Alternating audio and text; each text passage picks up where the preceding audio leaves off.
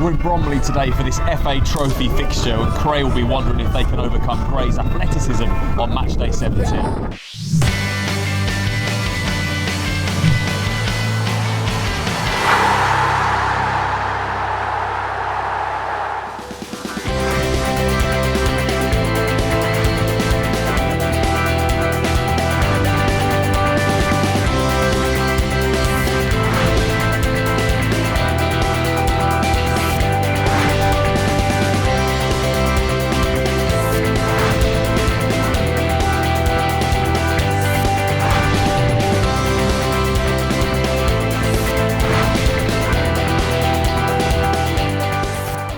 Cray Wanderers might be in a temporary home, but they'll be hoping that there'll be nothing temporary about their form. After 8 games undefeated, they lie 5th in the Bostik South. They go up against Gray's Athletic, a team with great pedigree in this competition, having reached the final in 2015 and 2016.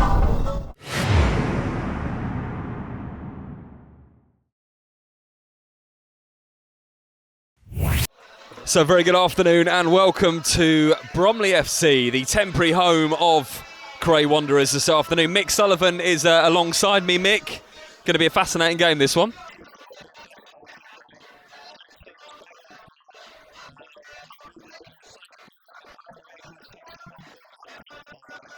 For Cray Wanderers, Michael Power, 8 goals in the league this season will be one to watch out for this afternoon. Freddie Parker on the bench, he scored 3 in the last round against Horsham.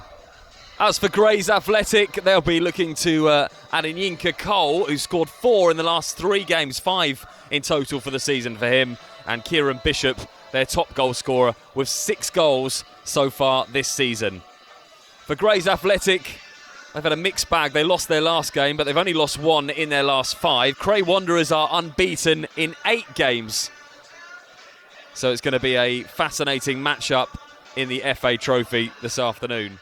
Again, start patiently with Leader, over to Osibodu, back to Leader, calm defending, brings the ball out, and now he's got an opportunity to have a little bit of room. And Lee Dawson, the skipper, spreads the play all the way over to Williams. He goes long in towards Mundele. Mundele plays the ball across. It's intercepted well by a Gray's player, and they need to compose themselves a little bit and get this ball out of the danger area. Being well pressed by Williams, the right back for Cray Wanderers, who's really far up the pitch. Just a few signs though, Mick, of Cray starting to knock that ball around. Yes, and they've obviously got a good forward to be able to play that way. With Michael Power up top, they can play to his feet and play the midfield players in, and you can see the style straight away, which Tony Russell was suggesting earlier in the show today, that they're going to pass their way and play from the back if and when they can. Neat little interchange by Grazer. This is going to be the first opportunity of the game. Rounds the keeper. Plenty of players back on the line. Can they get it across? Still bouncing around in the box. Well defended in the end, and plenty of bodies there for Cray Wanderers. It was Stanley Mugu who rounded the keeper in the box, but Cray had 3 players back behind the goalkeeper and ready to block that ball. In the end, just couldn't Mick quite get a good opportunity to hit the ball towards goal.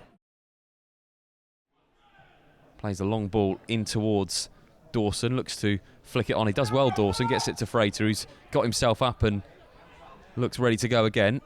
Ball's delivered in the box, goes towards Dawson. Dawson can't quite control it, and now Gray's Athletic will come out with the ball, and a little bit of room to move on this near side, and Carlos powers forward.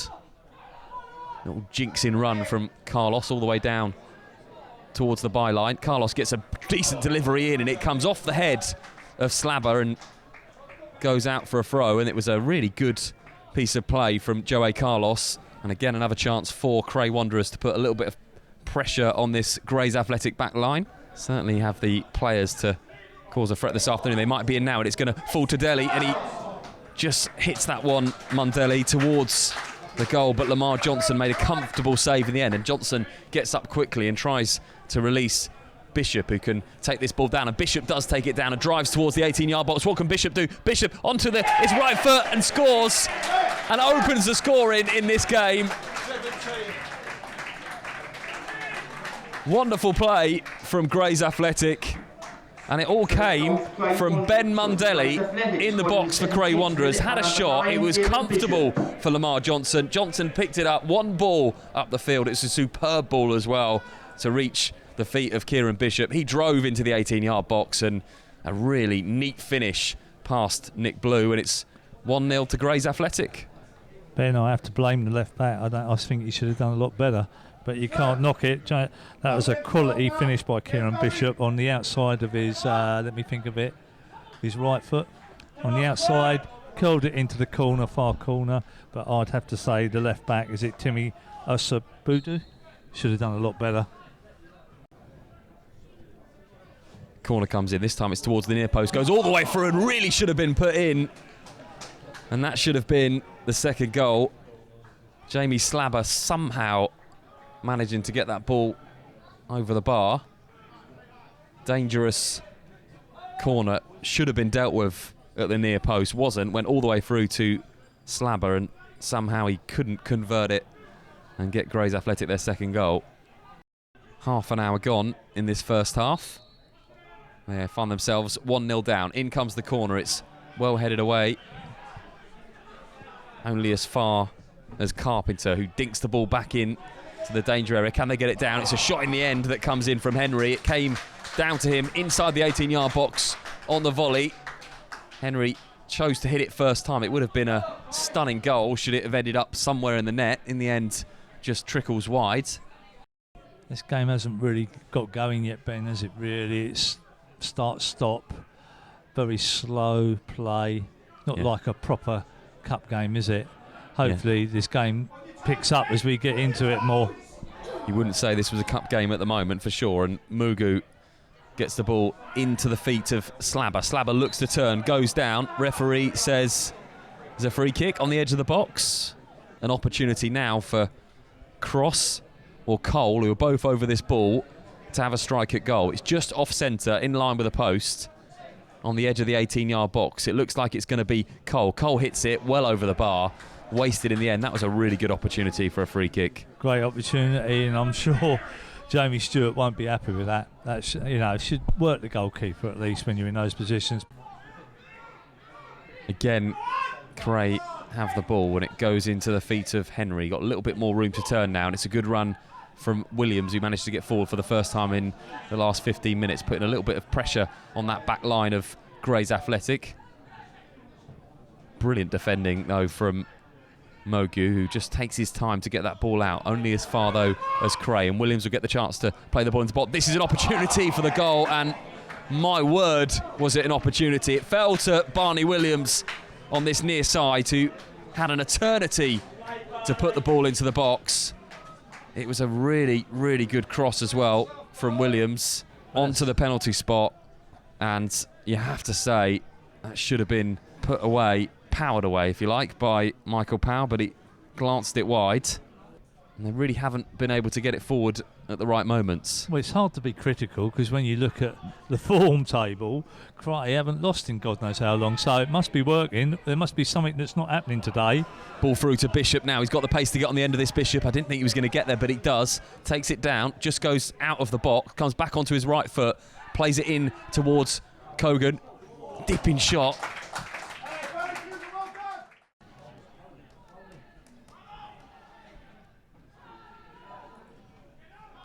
Gray's wasteful with the ball, and Dawson, the skipper, will win it back for Cray.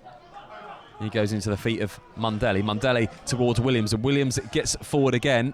Chance to get the cross in. Williams towards Power. Power does get his head on. That was a much more difficult header for Michael Power, and he managed to get his head on a little bit of direction. And again, second time that Williams has got forward, and you have to say, looks a threat when he does get forward, Mick. He does, but as we spoke about earlier, he needs to get the fullbacks on to create that extra man up there. And I think there's going to be a change at the beginning of this second half. And Cray Wanderers are going to make the change, and Malik Lawrence is going to make his way into the action. Cray have really got to come up with some quick passing movement to break down the Cray's defence at the minute, for me. So let's hope I'm wrong, but yeah, not inspiring at the minute. It's a lovely ball though again from Leader that goes all the way to Lawrence. He twists and turns in the box onto his left foot. Lawrence gets it all the way across, and he was unlucky in the end because he played the ball across and it was just evaded everybody anywhere else, and they may have had an opportunity to shoot a goal. Looks lively though, the substitute. Yeah, it looks like Lawrence has come on and has got a little bit of pace about him to work Gray's back line. So good substitution, definitely. And it looks like they're trying to get the ball out wide to him on every opportunity. As you can see, they're not trying to pass through the midfielders. And now they're into the box, and it's with Frater. What can he do? Turns on his right foot. Would have potentially been better off in having a shot then. We would have to have two teams very similar in names and pronunciation. Yeah, they are very similar. A few tongue twists along the way, I'm sure. Again, the ball look for Lawrence on that far side. Is he going to keep it in? He does keep it in. They've obviously got great confidence in the substitute. He runs into the box on his left foot, creates another opportunity for Williams to get the ball in. And it's no exaggeration to say that Malik Lawrence has done more in the first 5 minutes of the second half than some players have done in the entirety of that first half. Corner to Cray Wanderers. In it comes. Headed away almost off the line by a Gray's athletic player. Sloppy marking. Another opportunity to cross the box. This time it's low and it's out by Cross. Back inside for the home side, all the way across the goal, and that's not troubling Lamar Johnson. I'm still disenchanted with this game at the minute, even though that young lad that's come on, Lawrence, has actually made it a little bit more interesting from an attacking perspective for Grays.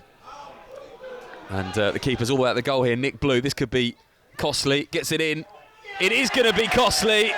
And there are a few groans as Nick Blue came out of his goal. It was a long ball and Blue decided to come out of his goal. And he was caught out. Ball was then played into the 18-yard box. And it was an easy finish from Jamie Slabber, who just slotted home with the keeper out of the goal. And from absolutely nowhere, Cray Wanderers could find themselves out of the FA Trophy. 2-0 down to Grays Athletic, who, as you said, Mick, have had to do very little, really, to get these two goals. For all the possession what Cray have had, they've not really done a lot with it until the young lads come on and made them a little bit more fretful, Lawrence. But other than that, you know, they only need one or two chances and Grays have put them in the back of the net. So, you know, and they've not really had to play particularly well, Grays, to actually be 2-0 up. That's a disappointment. I really hope that Cray changed the game plan slightly just to get this ball forward a bit more and get more men forward and get at this Grays team, because they've had it too easy for my liking. Wanderers inside the Grays half. That looked very much like a penalty, and the referee points to the spot, and it is going to be a penalty. And the ball was played into the feet of the substitute Lawrence, and you have to say it was another good touch from Lawrence. Just tried to play the ball around the defender, and the defender came in, and I think it was Coogan, was it, who took him out just inside the 18-yard box, and the referee had no hesitation in pointing to the spot. Did look like a penalty from here, Mick? Well, I think it was a tackle that didn't need to be made, but I still feel that it might have been on the very edge of the box, and he was very quick in to sort of give it. And it will be Michael Power. 8 goals in the league so far this season. And he's just added one in the FA Trophy, low into the bottom corner. And that has got Cray Wanderers back into this game. Looked like a penalty from here. Debatable whether it was just inside the box or not. But no mistake from Michael Power. 8 goals in the league, 1 in the FA Trophy. And he's got them back into this game. Well, hopefully that'll put a bit of momentum into the Cray's game now. The fact that they're only 1 goal now behind. You'd like to see it up the ante a little bit and show they really want to try and get into the next round of this trophy game.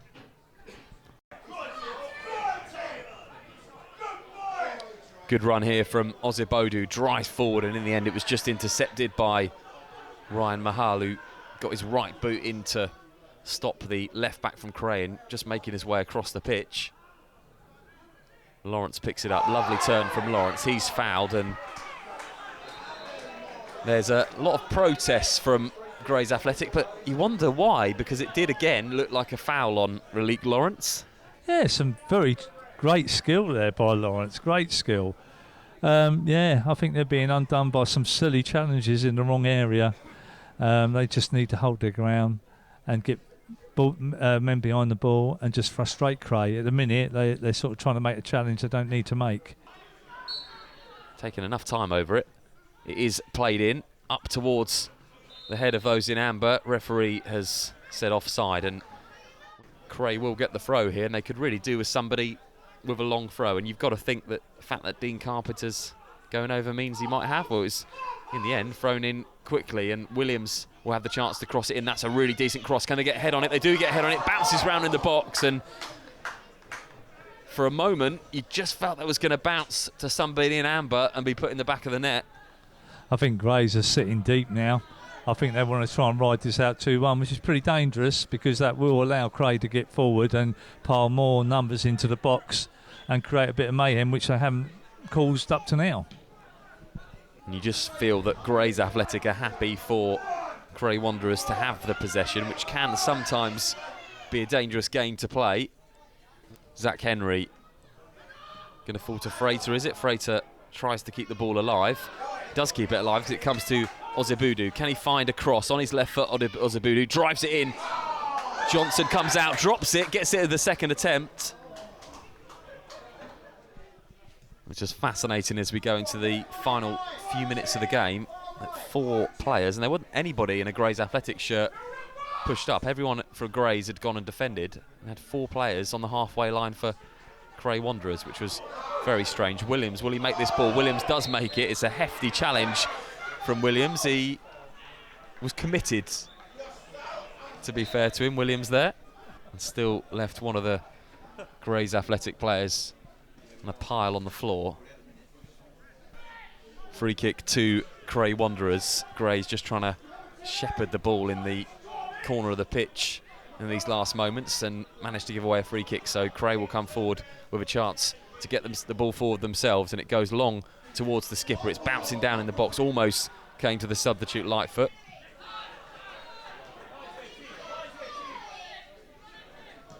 And again, Grays will get it back in, be in no hurry to take this up the pitch, but they might have an opportunity to take it forward now with Kai Brown. Kai Brown goes for, not sure really what he went for then. It wasn't a shot or a cross. It looked like a little dink to lob the keeper, which would have been highly ambitious from where Nick Blue was. And now perhaps a chance for Cray into the box. Substitute on the ball, onto his right foot is Lightfoot. Lightfoot goes, crosses it in. It's going to fall all the way over to Lawrence. Lawrence comes in. Lawrence squeezing it in. It is going to be the equalising goal. And it's the substitute that gets it. 2 substitutes combined.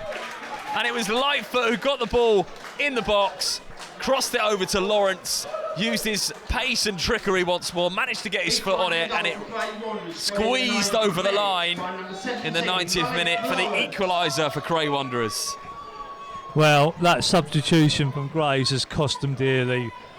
What Kai Brown done there by giving the ball away so cheaply to allow Cray to attack, well, it's cost them dearly. Yeah, we said it at the time. Kai Brown had the ball in acres of space, and all he had to do was go towards the corner flag.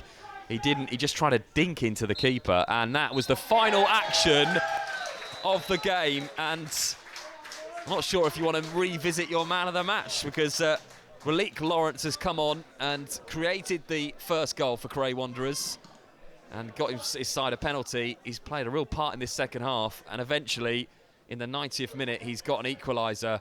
And for Grays Athletic, they'll be extremely disappointed to have gone 2-0 up and not managed to see this game out. But in the end, you have to give credit to the home side. Well, I'm almost wanting to change my nomination there. Perhaps I will. Yeah, we'll give the man of the match, I think, to Relique Lawrence, who stole it in added time. And it has finished here in the FA Trophy. In the end, an entertaining game, certainly the second half. And it's finished Cray Wanderers 2, Grays Athletic 2. So, Tony, it was an intriguing game to watch. At the end, you're obviously going to be delighted to get the goal in added time, but frustrating it must have been for the first half. Yeah, I think it's just frustrating the whole game, if I'm honest. I thought, like I said before the game, off air, we had a few out today, and it was the front boys as well with our pace. We usually work it and then get it out wide, and they wasn't here, so we had to come up with a game plan. And we felt with their 3-5-2 that we could get people in pockets and drifting about, and it sort of worked, but it didn't work, and we become a little bit slow in what we was trying to do, and there was no real impetus to it. And obviously I think we probably let in 2 of the worst goals you're going to see all season as well, which is a little bit frustrating considering we've been so good defensively. And you mentioned lots of possession in the first half, and it must have been frustrating for your back five. They seem so well drilled passing the ball around and keeping the ball, but just no outlet today. Yeah, anyone tell you, we're trying to create overload so we can get them passes, but if you haven't got pace in the final third to hurt them, it becomes a bit predictable. Unfortunately, we had no threat in behind, so we had a lot of possession without penetrating, and I say that's frustrating. But like I say, I thought when we brought young Billericay on at half time, I thought he'd give us that option going the other way, and I thought that changed the game a little bit. Yeah, he certainly had an impact in the second half. He got man of the match for his contribution, penalty that he created, and then obviously getting the equalising goal. And both substitutes combining for that final goal as well must have been pleasing. Yeah, we've got a very good youth structure here. Well, since I've come here, I've been big on promoting it, and that's only his second game for the first team. He got hat-trick in his first game against Dartford in the Cup. Then got a really bad injury. That's his first game back, so he ain't got a bad ratio. And young Kai's come on and showed a little bit of trickery with his feet. We felt with him when people were tired. He's very skillful and got lovely feet. So both substitutes, I think all three, they're all teenagers. They've all come on and they give us a little bit of energy, And if you wouldn't have got that equaliser, it might have been a frustrating night for you, because we were saying in commentary you had so much of possession in the second half, and it really was just in the box that you didn't trouble their goalkeeper. Anyone who knows this level of football, you take Jerome Federico, Aaron Rule, Cole Dent out of any side, they're going to struggle, and to have all three missing was a bit of concern, and I thought he showed, and that's, I think, as a manager, as long as you can see what's happened there. But the youngsters have come on and got us out of jail a little bit. I'd say that's pretty much the story of our season. We drew too many games by doing exactly that, just having all possession chances and not putting teams away, and then somehow coming out. But it was good. I thought we more than deserved a draw, and it gives us a chance now to get a few back for Wednesday, and we go again. But I thought it was a good game. I thought they added to it. I thought they were organised, and it was a bit like a game of chess at times, and hopefully everyone enjoyed watching it. And finally, not only man of the match, Lawrence, but we think that your goalkeeper possibly owes him a drink for getting him out of a mistake that he made coming out of the box for their second goal. I just said to him in there, he's unbelievable, Blue, our goalkeeper, so good. But today, I don't know what was the matter with him. He was running out of goal. He's just held his hand up and said, I don't know what happened today, chaps, apologies. And, that happens. But he's usually, unfortunately, you ain't going to see it, he's usually a very good goalkeeper. But today, he had an indifferent game, I'll say that. So, Jamie, disappointment at the end. Is it fair to say that for the majority of that game, the game plan worked perfectly? It did. For me, once again, I'm disappointed. I was disappointed last game. We had the game done and dusted, but we conceded late goals. I said today, once we get the lead, a nice comfortable lead, let's keep our shape. Don't go chasing the ball. We don't have to. We're away from home. Let them have it and force them long. Boys were getting tired. I think the game plan worked well, and obviously I've made a few changes. I brought the young boy Kai on, and for me, yes, he'll be disappointed he didn't keep the ball in the channel, but I'm looking for my experienced players to tell him to not cross it. So it's one of them, We're once again, we feel like we've lost, but we haven't. We were wondering at the end whether that was a cross or a shot or what he was trying to do. As you say, unfortunate for him, and I'm sure he'll learn game management from that. And like you say, there's 10 other players on the pitch that maybe could have done something about it. That Cray had a lot of possession in the game. Did you know coming into that they would do? Yeah, we did. We've done our homework on them. They're a decent side. I know Tony. I know a few of the players you got from BCD. They're flying high. I think they won 9 on the spin. They play football at home. They do well.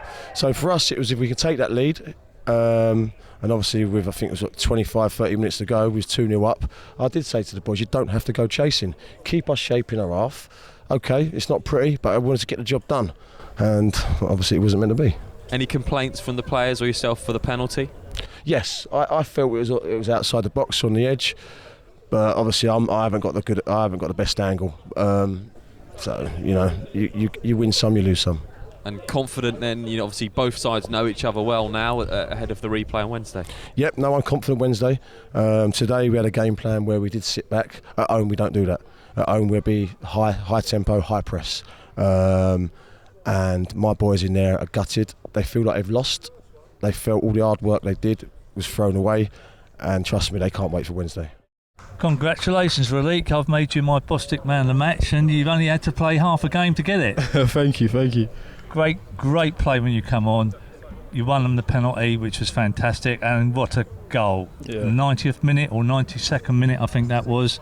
You know, how do you feel? You must feel elated to get your team back in for a replay. Yeah, now buzzing, obviously, to come in at half time and have an impact on the game. That's what I came to do, so I'm happy I managed to have enough of an impact to get us through to a replay. I just heard you saying to your managers there, Gabby, you've scored a couple of goals in the last couple of games that you've played. Yeah. I was playing for the under 23s, and they brought me in for 3 games, and I managed to get 5 goals in those 3 games. So how old are you? I'm 21. 21. Can you? I always ask this question. Can you tell the viewers out there where your background and what you've done, what clubs you played at previously to come into Cray?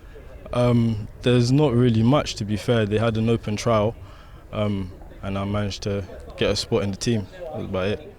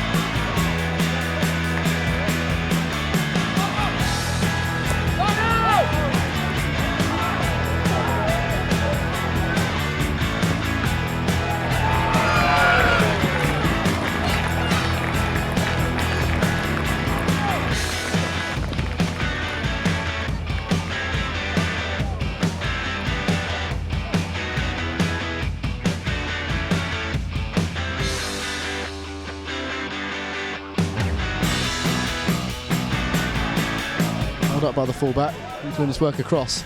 Yes, he can. Dealt with only as far as Ming it goes. Alassani takes it down, pokes it on, and puts it in the bottom corner. They claim an offside flag should have gone up there, Waltham Abbey. Dulwich do take a lead at the start of the second half. Bit fortunate it fell the way of Alassani. Ming's shot was certainly going a long way off target. But a good goal scorer will fashion a chance out of nothing, and Alassani did that. And puts it into the far corner. Poke beyond Lockyer. Clunis's cross was headed away to Ming. Volleyed back towards goal. Alassani got on the end of it and just rolls it into the far corner. 4 goals in 4 games for him. Dulwich up to level or 2 here. Ming low cross. Saved by the keeper. It's come for Ferguson. Places it home. Quick fire double from Dulwich. Well and truly in the ascendancy now. And Sanchez Ming has a hand in both goals. Lockyer can only parry his shot into the path of Ferguson. Composed finish from him. He's in great goal scoring form at the moment as well. Dulwich all of a sudden a laboured first half performance. And now they find themselves 2-0 up. Ming's shot, as I say, parried away by the keeper. Ferguson puts home the rebound.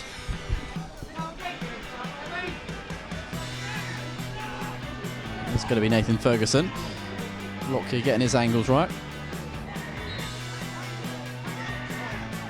Ferguson opts to cross. Into Chambers it goes. It's a third. Well, Michael Chambers has become a goal machine in recent weeks. 3rd goal in as many games for him. After scoring 2 in his first 78 for the club, he's now got 3 in 3. And Dulwich walking away with this now. Ferguson finds his man at the far post. Chambers got up well. Heads back across to the far corner. A comfortable header for him. Not challenged really.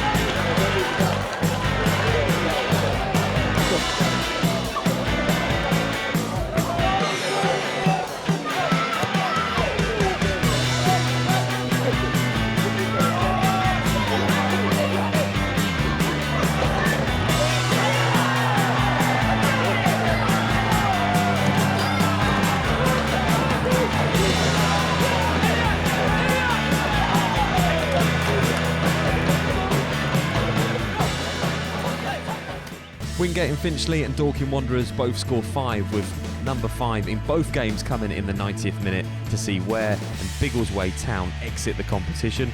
Potters Bar Town, Needham Market, Hendon, Corinthian Casuals, Met Police, Malden and Tiptree, Billericay, Margate, Dulwich, Hamlet and Worthing all net 3 goals to progress to qualifying round 2. Joining Cray's and Gray's other Bostik teams heading into replays are Bowers and Pitsea, Bury Town, Harrow and Haringey Borough, Leiston and Folkestone Invicta, Sittingbourne and Merstham, Tonbridge Angels, Heybridge Swifts, Brentwood Town and Harlow Town. So after an entertaining second half, it's a replay for these two teams in the FA Trophy, and it's a cup competition up for us again next as we see Leatherhead take on Billericay in the FA Cup first round next Sunday.